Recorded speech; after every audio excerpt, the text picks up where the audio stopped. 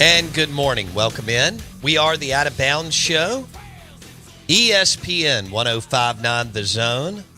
Our SEC Insider Hit this morning is brought to you by the super premium tequila, Patron Extra Añejo, 100% blue agave.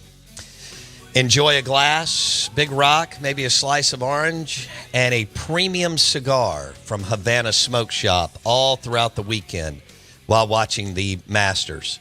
Super excited about our next guest. He is David Savona, executive editor, Cigar Aficionado. You have listened to me reference that magazine several hundred times over the last 15 plus years. And on the cover of Cigar Aficionado this month, Metallica's frontman, James Hetfield, which is super cool to me. I've had a chance to see them play live. And wonderful, wonderful piece by David and his team. David joins us on the Farm Bureau Insurance Guest Line. David Savona, good morning. How are you? I'm doing great. Thanks for having me, and thanks for that invigorating intro music. Well, I thought you'd like that. All right, so thanks for the time. You and your team at Cigar Aficionado have an opportunity year in, year out to interview and be around amazing people, artists and athletes and musicians and so on, entrepreneurs. How did this come about? Whose idea was it to try to land Metallica's frontman, James Hetfield, put him on the cover, and also write this piece that you wrote? Well, I have been a Metallica fan for a long time. I started listening to their music when I was in college. So it was always in the back of my head that I loved this band, really admired Hetfield. And it kind of began at one of our big smoke events when someone from Drew Estate came up to me in confidence and said, look, we're working on a secret project, need to swear you to secrecy, but we want to get you thinking about this. And that person told me that they were going to make a cigar for James Hetfield. And it kind of started it all started there. They mentioned that there might be interest on his side to be on our cover, and then I was off to the races to pitch it to our owner, editor, and publisher, Marvin Shank, and try to make this all happen and make it work around our schedule and Hetfield's schedule. And thankfully it worked out absolutely beautifully, and I couldn't be happier. How long did that take? Oh, God. It was probably at least 6 months or more between the initial conversation, finding out about the beginnings of that cigar project, and actually getting it all to work where we could meet with him and get him on our cover. And it worked out beautifully. They've got a new album that drops next week, 72 Seasons. And as you said, he's on our new cover, our March-April cover, which just came out a couple of weeks ago. It's on newsstands right now. So the timing was absolutely superb. I met with him out at the band's headquarters outside of San Francisco just prior to our big smoke in Las Vegas. So let me tell you, going to the Metallica headquarters and kind of seeing where the magic is made, that was a pretty invigorating experience. And when I tried to describe in the pages of the magazine, that's where we also did the interview there, we did the photo shoot there, and it's a very, very cool place where they record, they have offices, and it was just a special treat to kind of be there. David Savona, Cigar Aficionado, talking about interviewing and hanging out with James Hetfield, Metallica's frontman. And as David said, he is on the cover of Cigar Aficionado for the March-April issue, and it is a fantastic piece. Okay, I'm jealous that you got to hang out. I did not know that they were based out of San Francisco until I read the piece. And then two, one of the pictures that y'all dropped in the article, I mean, does the place just exude cool factor, David? Yeah, I'm not going to lie. The place absolutely exudes cool factor. On the outside, you'd never know what's going on inside, and I'm sure they do that for a reason. They don't have a big Metallica side out there, otherwise there'd be, people trying to get in. It's in a very, industrial area. But once you walk inside, I mean, every wall is decorated with either, posters or band art, or flags from fans, or record albums, gold, platinum, all these record albums all over the place. It looks like, a very cool man cave. There's areas to hang with a pinball machine.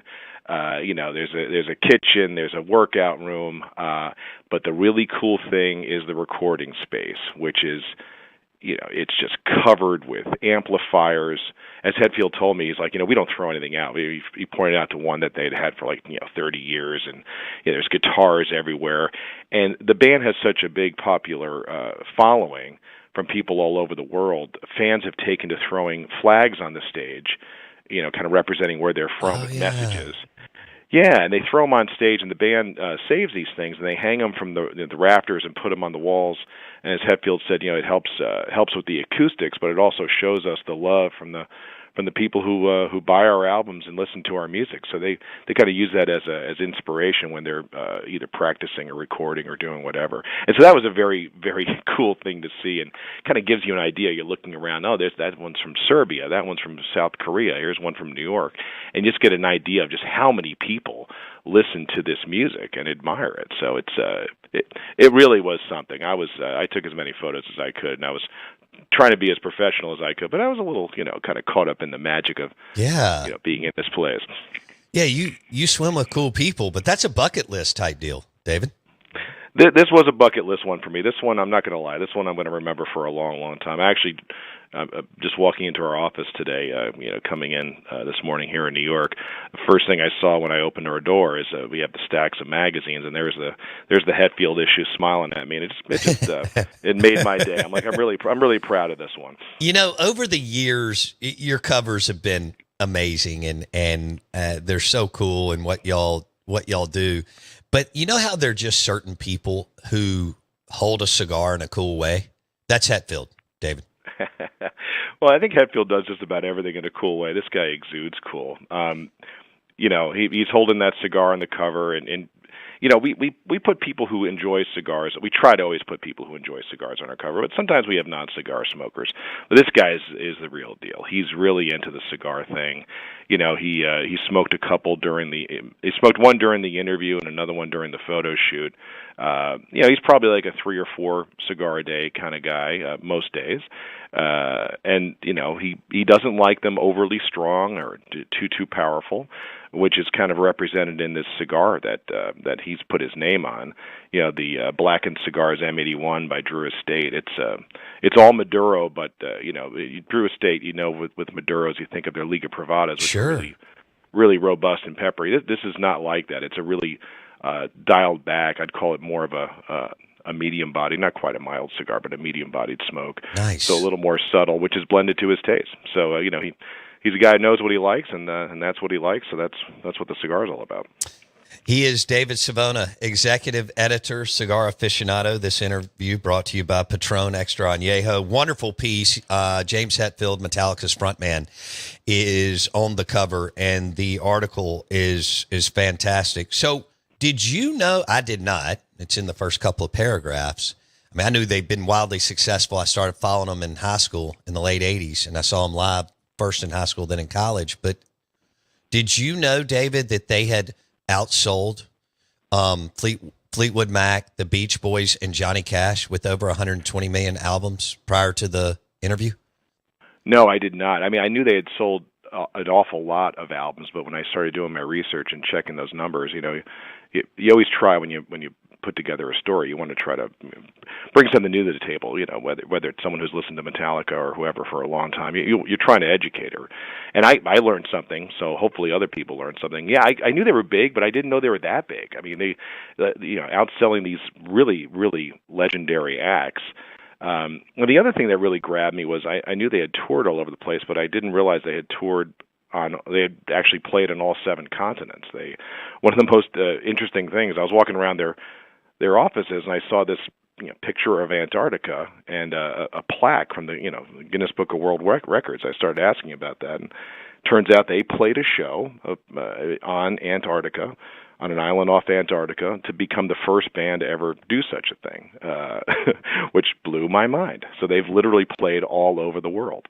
Of course, they had to make concessions. They had to play. It was kind of a controlled concert. It was a small group, and everyone wore headphones. because they wanted to protect the environment. Metallica is known for playing pretty loud, so they didn't want to break off any icebergs or kill any penguins. That's great. All right, so David Savona on the Out of Bounds show. Here's what else jumped out at me. Elton John. That's not what I was expecting. And the guy is an absolute star and one of the most amazing artists in the history of music.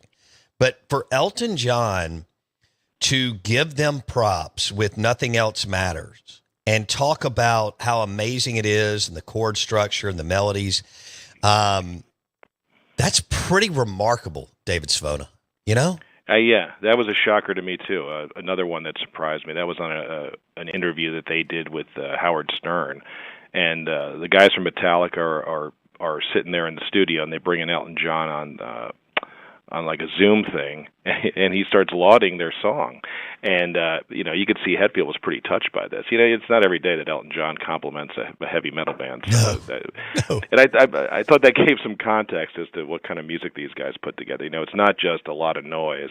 It's pretty noisy. It's pretty loud, but there's a lot of melody in there, and there's a reason that they've sold so many albums, and I guess Elton John was recognizing that. James Hetfield's father left when he was 13, and his mom passed away 3 years later from cancer and didn't believe in medical treatment. So, he had a rough upbringing and eventually found his way with his half-brother, and music was, the elixir that he needed, right? Yeah, Hetfield was a tortured soul. His childhood was not a pleasant one at all. And I think sometimes with artists, the pain brings out the excellence. It's almost like they suffer and we benefit. He did not have a happy childhood at all, but now he channels that pain, that the misery of the past in his music. He told me it's therapeutic. Some of the things he writes and then the things that he later sings, these are not necessarily pleasant thoughts. You mentioned the mom dying of cancer. His father also died of cancer, and just like the mother, they didn't believe in treatment of medicine. So they both died painful deaths. And he channeled some of those emotions into a song called "Until It Sleeps," which is all about somebody suffering from pain. And they're heavy lyrics, but he was smiling as he was talking about this. He says, it's just so therapeutic for me to sing like this and to put those things on paper.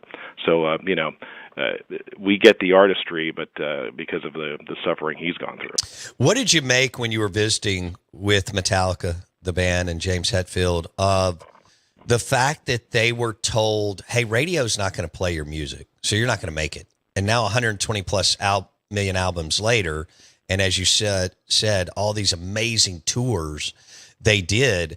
But back then when you and I were growing up, different now with Apple Podcasts, Spotify, all the different things going on, David, but people told them, hey, radio's not going to play your music.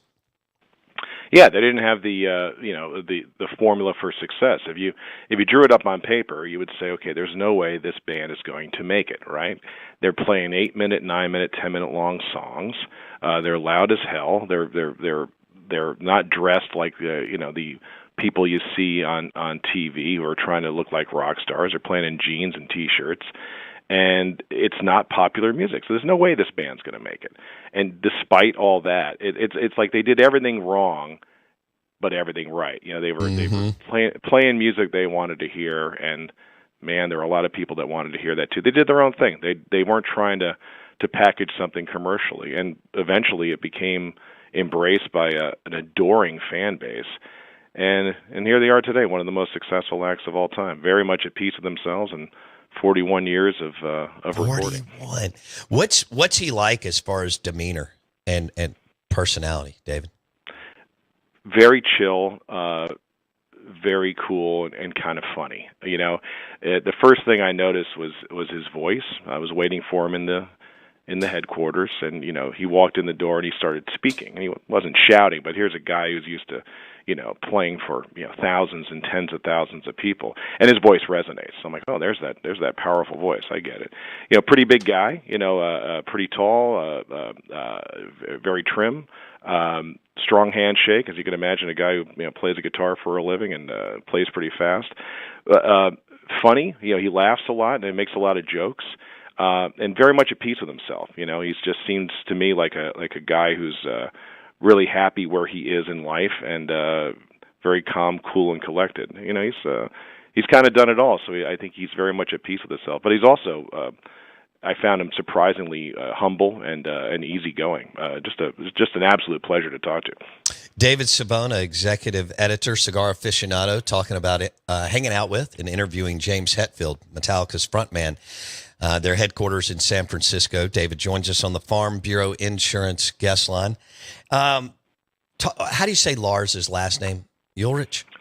Ulrich. Ulrich. All right, so they meet. Hetfield's trying to find his way, and he meets Lars Ulrich. And Lars is also a big name in the music industry, obviously. And Lars has money. We just went over what what James Hetfield went through, losing his parents at an early age. And he basically said, in a roundabout way, that Lars introduced him to a whole nother world. Was that your takeaway, David? Yeah, Lars, as you said, came from money.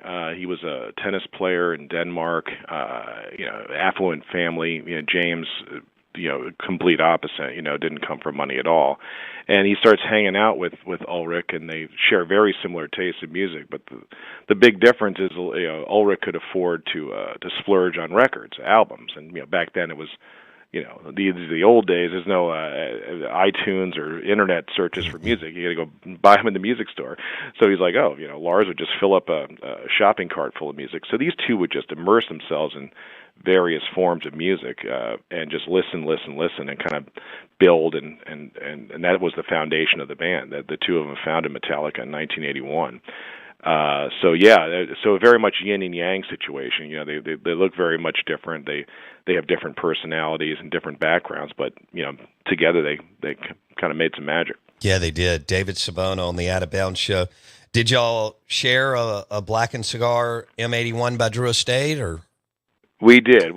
He had the whole lineup there for the photo shoot and interview, and he fired up, I fired up. Yeah, that's what we were smoking. I smoked the Corona size during the interview. It was first thing in the morning. I said, "This is yeah." That's what he grabbed too. I'm like, "That's the size you like?" He goes, "Yeah, well, for breakfast, So he smokes a lot of small cigars, but he likes them big too. But he tends to go for the bigger ones later in the day. Okay. So yeah, we smoked Blackened cigars while we chatted, and he had them going for the photo shoot as well. So 3 to 4 cigars a day from James Hetfield from Metallica. He's not quite at Michael Jordan level. I think that's 6. But he's giving him a run for his money, right, David? Yeah, Jordan's at the upper echelons there. 6 a day by Michael Jordan. That's you don't hear that a lot. There aren't a lot of people that do more than that. I guess Jose Orlando Padron, the founder of Padron Cigars. I think he was I think he was a 10 cigar a day kind of guy. I remember hanging out with him in Nicaragua, and day starts pretty early there. And, wake up around 6, and no matter what time I saw him, he had a cigar going. Cigar with that first cup of coffee, and he smoked a cigar. Basically had a cigar in his mouth the entire day. But unless you're working in the cigar industry, you're probably not going to beat 6 cigars a day with Michael Jordan. That 1926 is amazing, isn't it? Oh, that's a terrific cigar. One of my favorites. David Savona on the Out of Bounds show, Cigar Aficionado, executive editor. The cover is James Hetfield, Metallica's frontman. A wonderful, wonderful piece as far as Hetfield growing up, how they made it, and they were told, hey, radio's not going to play your music. You're not going to make it. 120 million albums later, even more than Johnny Cash, Fleetwood Mac, and the Beach Boys, touring all over the world. They have made it. How long did y'all hang out at Metallica's San Francisco headquarters, David? I was there with Hetfield for about 4 hours, I guess. We chatted for about an hour and a half. Actually, it's probably more like 5 hours. The photo shoot took a while, so I was there for the entire thing. And I actually I went there the night before without him with a couple of the people from Black and Whiskey who were there, just to scout out the site of the interview and check out the headquarters and see and plan out all where we're going to do this conversation and do the photo shoot, and also just to check things out to fill my head with notes for the story. Okay. So it was about 5 hours with James Hetfield and maybe 24 hours of immersion in the world of Metallica for me. So kind of a cool time. You have world-class photographers, obviously, when y'all are doing these type things, because the photo shoot has to be perfect, and you got to nail the cover and then the lead story. Is he coachable when your guys going through the photo shoot? Oh, you mean Hetfield? Is he coachable? Yeah, but you know what? He knows what he's doing. I mean, he's not on a lot of covers solo, but he's done so many shoots with the band. Gotcha. And the photographer who did this is a guy named Jim Wright, who's done a lot of covers for us. He's done Arnold Schwarzenegger, Charles Barkley, Jeff Bridges. He's done some of our most memorable covers. And Jim is a real pro and has a great eye for it. And he gives so much, and it's a conversation going between him and the guy or the person he's photographing, and he just lights up the room, and it comes out in the photography. I mean, I'm flipping through the pages of this issue right now, and these photos are just fantastic. They are. He brought out a lot in Hetfield. Cigar Aficionado we're known for not just our words, but we're known for our images. These are magazines, and we only do 6 covers a year. So when we put together a cover and put somebody on our cover, we want them to look our best. So we are blessed to work with some amazing photographers who do great work, and Jim is just one of the all-time pros. I love his work and love having him on the cover. Love the pic of James Hetfield, Metallica's frontman, with a cigar in his mouth, holding a guitar. That's awesome too. Okay, we've only got a minute here. As we wrap it up, David Savona, executive editor, Cigar Aficionado, cigaraficionado.com. The Masters this week. Who's David Savona picking? Are you going Rory? Are you going Scheffler? Are you going Brooks, Cam Smith, Tiger? What direction are we going? Well, I go crazy if Tiger won. I just don't see it happening. I guess I would love to see Rory, because wouldn't that complete his Grand Slam? It would. For the career? Yeah, so I guess the sentimental bet is Rory. But, man, I think it's hard to go against the defending champ. I think Scheffler might do the repeat. I know. The dude is amazing, and he's just so level-headed and balanced, which is a big piece of the puzzle, as you know.